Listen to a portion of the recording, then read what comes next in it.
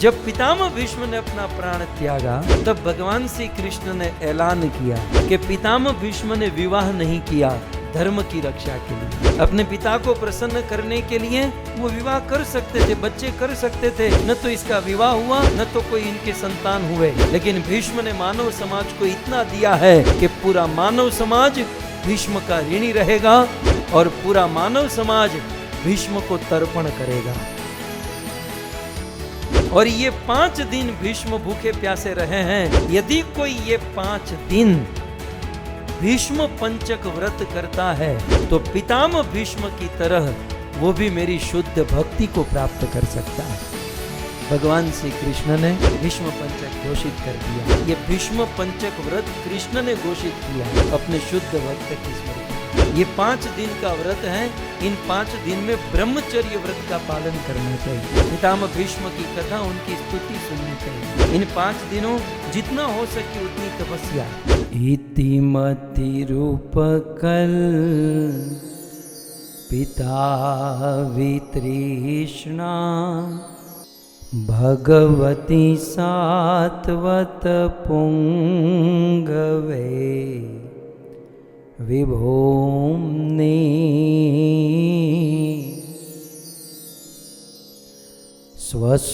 स्वसुखमुपगते क्वचिद् विहरतुं प्रकृतिमुपेयुषि यद्भव प्रवाह त्रिभुवनकमनं तमालवरणं रविकरगौरवराम्बरं दधाने वपुरलककुला वृताननाब्जं विजयसखे रतिरस्तु मे नवद्या।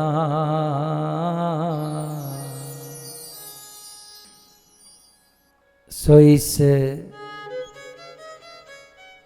कार्तिक मास शुक्ल पक्ष की एकादशी, देव उत्थान एकादशी, एकादशी से लेकर पूर्णिमा तक 5 दिन, इन 5 दिनों को भीष्म पंचक कहा जाता है।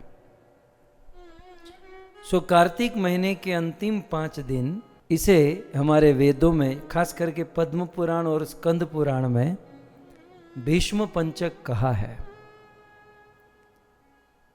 क्योंकि पितामह भीष्म की बड़ी महिमा है। उन्होंने जो काम किया साधारण भक्त नहीं कर सकता। 12 महाजनों में से एक स्वयंभू नारद शंभु कुमार कपिलह मनु प्रहलाद जनक भीष्म बलि वैया सकिर वयम। पितामह भीष्म 12 महाजनों में से एक। इसका अर्थ क्या होता है जानते हैं? इसका अर्थ होता है भगवान श्री कृष्ण के मन में क्या चल रहा है ये पितामह भीष्म सब कुछ जानते हैं। और कृष्ण के मन में क्या चल रहा था? विनाशाय च दुष्कृताम। मैं इस धरती पर आया हूं तो इस धरती पर जितने भी दुराचारी हैं, जितने भी आसुरी वृत्ति के लोग हैं, विनाशाय, उसका विनाश निश्चित करना है। ये पितामह भीष्म कृष्ण के अंदर की इच्छा जानते थे। और सृष्टि के दुष्टों का विनाश करने के लिए महाभारत का युद्ध जरूरी था। बिना महाभारत का युद्ध हुए दुष्टों का विनाश असंभव था। पितामह भीष्म इस सारी बातों को जानते थे और इसीलिए पितामह भीष्म अधर्म के साथ हो गए, दुर्योधन के पक्ष में हो गए, नेगेटिव रोल में चले गए। थे हीरो, थे शुद्ध भक्त, भगवान की तन मन धन से सेवा करने वाले, इच्छा को जानने वाले महाभागवत। लेकिन पितामह भीष्म ने देखा कि मैं दुर्योधन के पक्ष में रहूंगा तो ही कृष्ण की इच्छा पूर्ण होगी। दुनिया वाले गाली दे, मुझ पर अधर्म का कलंक लगे, मुझे कोई परवाह नहीं है, लेकिन मेरे श्याम सुंदर की इच्छा पूर्ण होनी चाहिए। That's it. इस दादा भीष्म ने कृष्ण की इच्छा पूर्ण की है। आप जानते हो, जब महाभारत का युद्ध होने वाला था ना, मैं आपको एक अंदर की बात कर,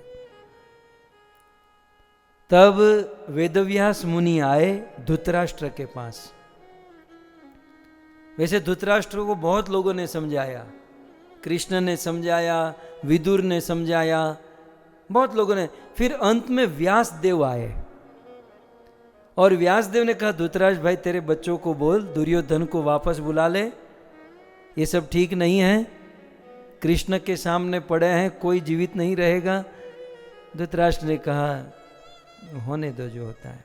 तो फिर व्यास मुनि ने कहा कि ठीक है, मेरा एक शिष्य है जिसका नाम है संजय, और ये मेरा शिष्य संजय ग्वलगम मुनि का बेटा है, जो मेरे साथ रहता है, मैं उसे तेरे पास छोड़कर जाता हूं।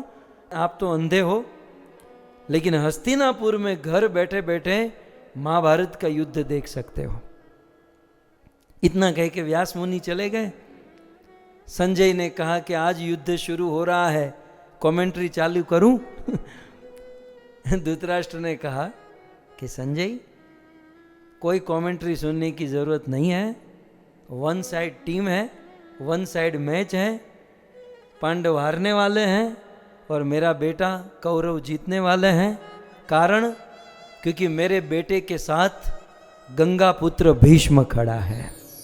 तू निकल, मुझे कोई कमेंट्री नहीं सुननी है। 2-5 दिन के बाद विजयी की न्यूज़, विजयी का खबर सुनूंगा कि मेरे बेटे जीत गए। देखो इतना कॉन्फिडेंस में थे धृतराष्ट्र, कमेंट्री सुनने के लिए तैयार नहीं थे। अब देखिए, अब 10वें दिन, महाभारत का जब 10वां दिन हुआ और 10वें दिन भगवान श्री कृष्ण की कृपा से अर्जुन ने पितामह भीष्म पर बाणों की बौछार कर दी और गंगा पुत्र को धरती पर जब गिराया, ये बात धृतराष्ट्र के कान में गई कि भीष्म पिता धराशायी हुए हैं, पितामह भीष्म गिरे हैं। तब सीधे धृतराष्ट्र उत्सुकता में आ गए, संजय संजय संजय संजय को बुलाओ। संजय दौड़ कर आया, बोले क्या हुआ? धृतराष्ट्र उवाच धर्म क्षेत्रे कुरुक्षेत्रे समवेता युयुत्सव मामका पांडवाश्चैव किम अकुर्वत संजय। तब धृतराष्ट्र ने ये 10वें दिन पूछा। पहले दिन पूछ लिया होता तो युद्ध को रोक लिया होता,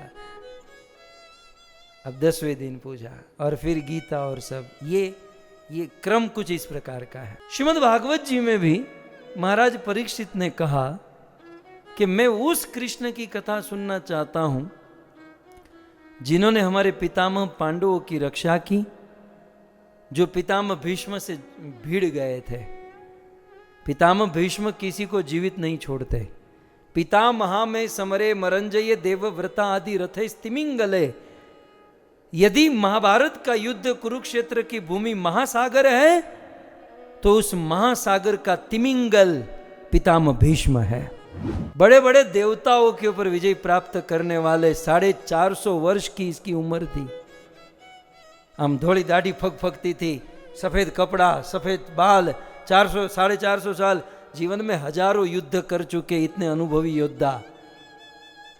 और भीष्म खड़े थे मानो दीवार खड़ी थी, दुर्योधन को कोई चिंता नहीं थी।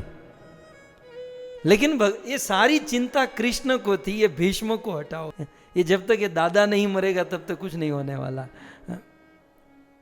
क्या करे। फिर भगवान श्री कृष्ण ने पितामह भीष्म की प्रतिज्ञा तुड़वाने के लिए जो भी उपक्रम रचा आप सब जानते हैं। और फिर महाभारत के 10वें दिन अर्जुन और भीष्म का रथ आमने सामने हुआ, घमासान युद्ध हुआ। और युद्ध करते करते भीष्म ने इतने बाण चलाए, अर्जुन पसीने से लथपथ। कृष्ण पीछे देखें तो ये तो बूढ़ा मेरे अर्जुन को मार देगा। कृष्ण ने सोचा मुझे कुछ करना पड़ेगा। उसी समय भगवान श्री कृष्ण उस रथ से कूदे और टूटे हुए रथ का चक्का पड़ा था वो अपने हाथों में उठाए और भीष्म की ओर दौड़े। कहते हैं कि कृष्ण का जो उत्तरीय वस्त्र था वो गिर गया। वो गिर नहीं गया, कृष्ण ने गिराया। क्योंकि जब कृष्ण कूदे और जब वो रथ का चक्का लेकर पितामह भीष्म की ओर गए तो धरती डोलने लगी, धरती कांपने लगी कि स्वयं धर्म आज धर्म तोड़ने जा रहा है। कृष्ण की प्रतिज्ञा थी कि मैं शस्त्र नहीं उठाऊंगा, और धरती ने कहा कि कृष्ण जब भगवान ही धर्म तोड़ेंगे तो मेरा क्या होगा। तब भगवान ने अपना उत्तरीय धरती पर फेंका, ये ले उत्तरीय, अभी थोड़ी देर लाज बचा ले, हिसाब में बाद में करूंगा, मुझे अभी काम करने दे। और कृष्ण दौड़े। अर्जुन ने कृष्ण का चरण पकड़ लिया, प्रभु आप ये सब मत कीजिए, हम मरे तो मरे, नहीं मैं भीष्म को नहीं छोड़ूंगा। और कृष्ण हाथ में चक्का लेकर भीष्म के पास, और जब बिल्कुल निकट भीष्म के पास बिल्कुल निकट पहुंच गए तब पितामह भीष्म ने कहा कि केशव, कृष्ण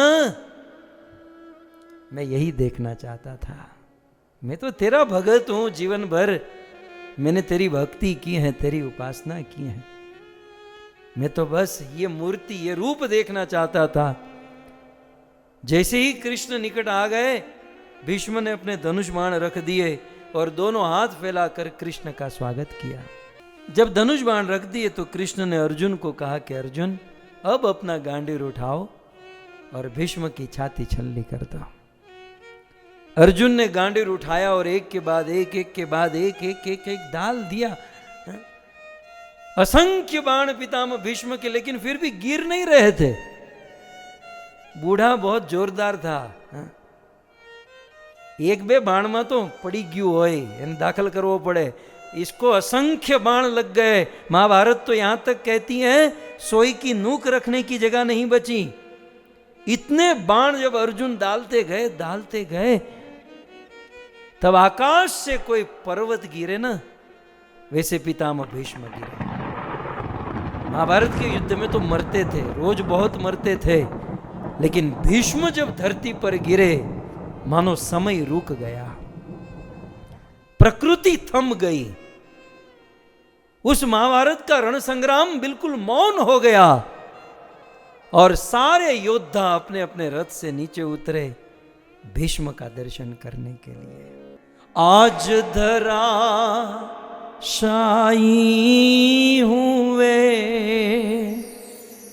कुरुकुल के सरताज, आज धराशायी हुए कुरुकुल के सरताज, उनको अभिवादन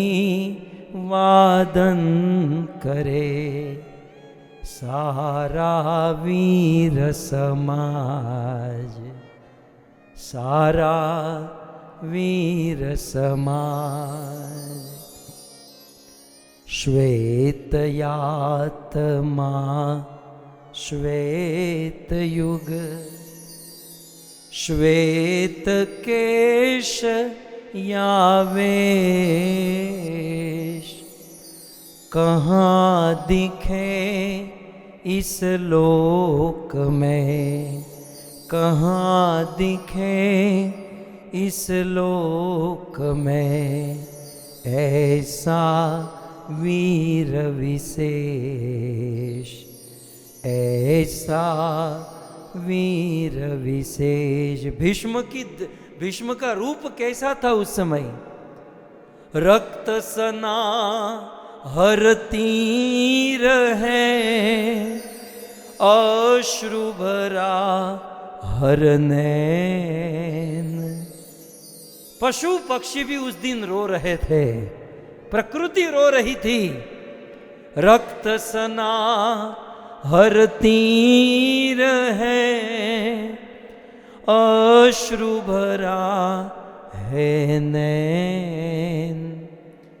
रुंधा रुंधा हर कंठ है, रुंधा रुंधा हर कंठ है, रोंदा रोंदा हर बैन, रोंदा रोंदा हर बैन। अर्जुन ने छुए चरण, लिए हृदय में घाव, कृष्ण खड़े करबद्ध हो, कृष्ण खड़े करबद्ध हो, ऐसा पुण्य प्रभाव, ऐसा पुण्य प्रभाव।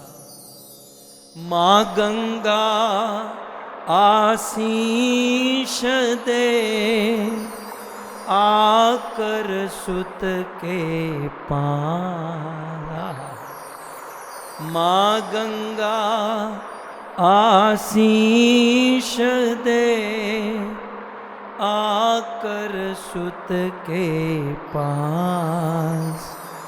आज गिरा है भूमि पर, आज गिरा है भूमि पर, जैसे कोई आकाश, जैसे कोई आकाश। पितामह भीष्म इस प्रकार से धराशायी हुए।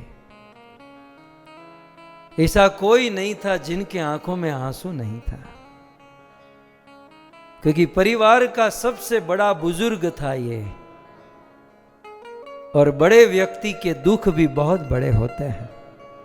पूरा जीवन इनका धर्म संकट में बीता है,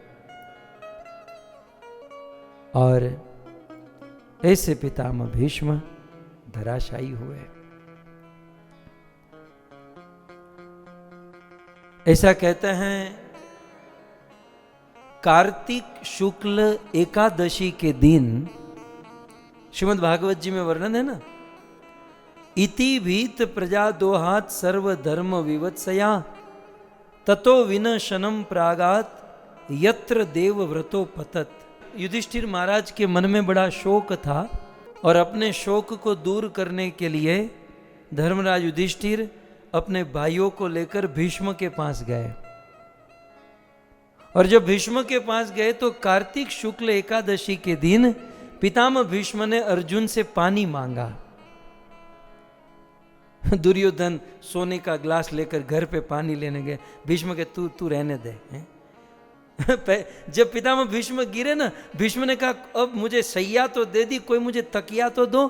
तो दुर्योधन ने 2 बड़े बड़े तकिए मंगवाए। भीष्म ने कहा दुर्योधन तू अभी भी नहीं समझा, मैं वीर आसन पर सोया हूं, बाण की शैया पर सोया हूं, तो मुझे बाण का तकिया चाहिए। आप थोड़ा सा मैं बोल रहा हूं ना, उस पर थोड़ी बुद्धि से विचार कीजिएगा। मुझे बाण का तकिया चाहिए। अब बाण लग ही चुके तो बाण का वो नहीं। अर्जुन मुझे तकिया दे।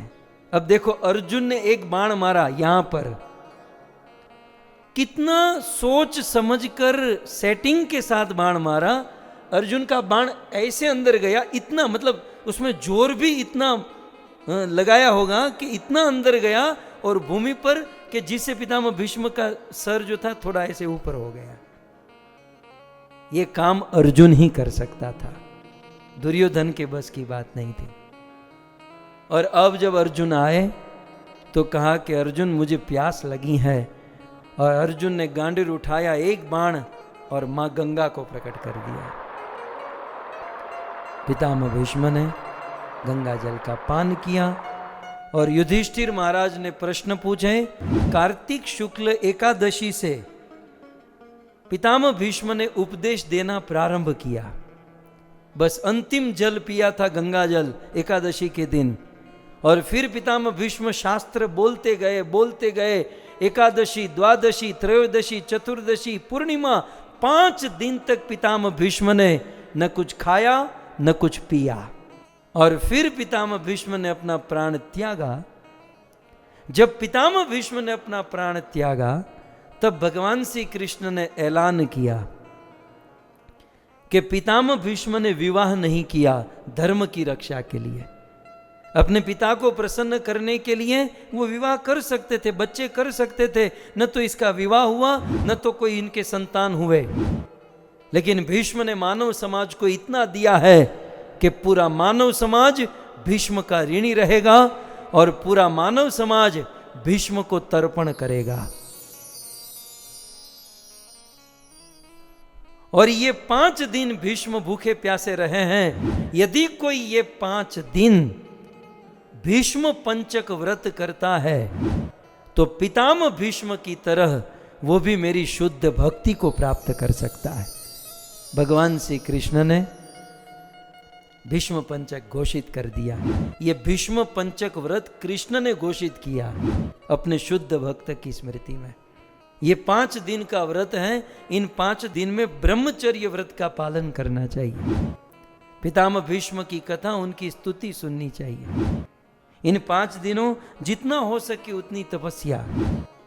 शास्त्र में तो ऑप्शन भी दिए गए, रोज एक एक पंचगव्य लेकर, एक दिन दूध, एक दिन दही, एक दिन की पंचगव्य का एक आहार, या फिर 5 दिन निर्जल, सजल, सफल या फलाहार, जैसे भी आप जितनी योग्यता जितना कर सको। इन 5 दिनों में भगवान की पूजा करें। एक दिन कमल पुष्प चढ़ाकर, दूसरे दिन बिल्व पत्र से, तीसरे दिन अत्तर से, चौथे दिन जावा फूल गुड़हल के फूल से, 5वें दिन मालती के फूल से। आप कहोगे ये सब फूल नहीं मिलते, तो मन से फूल अर्पण कीजिए। लेकिन कार्तिक शुक्ल एकादशी, उत्थान एकादशी से पूर्णिमा तक ये 5 दिन भीष्म पंचक व्रत का कोई पालन करता है तो उसका फल क्या मिलता है? स्कंद और पद्म पुराण में कहा गया, इस 5 दिन भीष्म पंचक व्रत करने से पितामह भीष्म ने अपने 450 वर्ष की उम्र में जितना भी पुण्य कर्म किया है वो सारा पुण्य कर्म ये 5 दिन भीष्म पंचक व्रत करने से प्राप्त हो जाता है। दूसरा, कोई ऐसे दंपति जिसको संतान न होती हो, भीष्म पंचक व्रत करने से उस दंपति को संतान की प्राप्ति हो सकती है। भीष्म पंचक व्रत से सुख और सम्मान में वृद्धि हो सकती है, स्वास्थ्य उत्तम बनता है, लंबी आयुष्य प्राप्त होती है। ये सब गौण है। भीष्म पंचक करने से भगवान श्री कृष्ण की शुद्ध भक्ति प्राप्त होती है। इस प्रकार इस कार्तिक मास में एकादशी से लेकर पूर्णिमा तक भीष्म पंचक व्रत